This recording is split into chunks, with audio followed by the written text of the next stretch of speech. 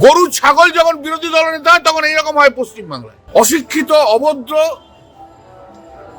সব পশ্চিমবাংলায় BJP leader রয়েছে, আর এদের বক্তব্যই হচ্ছে ডেড বডির ওপর দিয়ে উঠে হেঁটে যে মুখ্যমন্ত্রী হবে।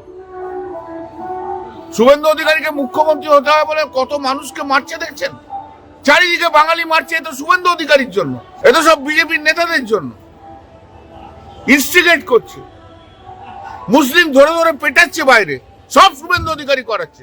ও যা ইচ্ছা করুক, কিচ্ছু হবে না। ওকে পশ্চিমবাংলার মানুষ বুঝে গেছে, গঙ্গাসাগরের সাধুরা কি করবে। পশ্চিমবাংলার মানুষ বুঝে গেছে যে কত অপদার্থ একটা, পশ্চিমবাংলার মানুষ বুঝে গেছে যে মহিলাদের অসম্মান করে, পশ্চিমবাংলার মানুষ বুঝে গেছে বাঙালিকে ওরা ঘৃণা করেও। ওইভাবে কখনো রাজনীতিতে কোনোদিন নেতা হওয়া যায় না। যতদিন তৃণমূলে ছিল, তৃণমূলের দয়াতে নেতা তৈরি হয়েছে।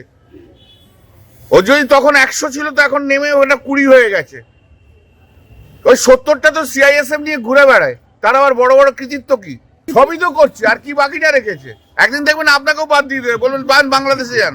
এসআইআর তো এর আগেও হয়েছে, এসআইআর তো নতুন নয়, কিন্তু এত অমানবিক মুখ কেন ইলেকশন কমিশনের? আসলে বাঙালিকে অত্যাচার করতে হবে, এটা বিজেপির এজেন্ডা। এটাও আবার ইলেকশন কমিশনের মাধ্যম দিয়ে আসছে, বাঙালিকে এরা সহ্য করতে পারে না। আর দেখো, যত নন বেঙ্গলি আছে সবাইকার নাম রয়েছে, বাঙালির নাম বাদ। আর ওদের টার্গেট হচ্ছে মুসলিম, শুধু মুসলিমদের নাম বাদ দেবো। আপনারা দেখছেন বর্তমানসময়.com।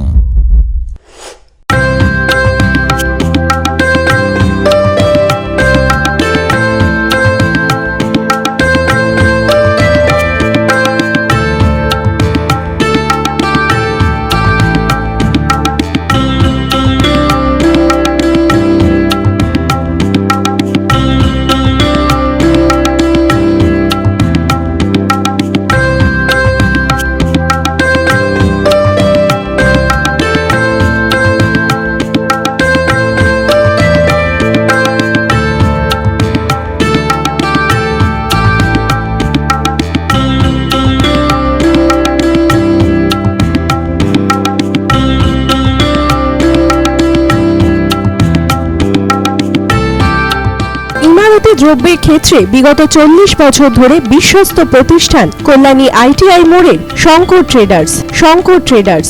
কল্যাণী ITI মোড়ের শঙ্কর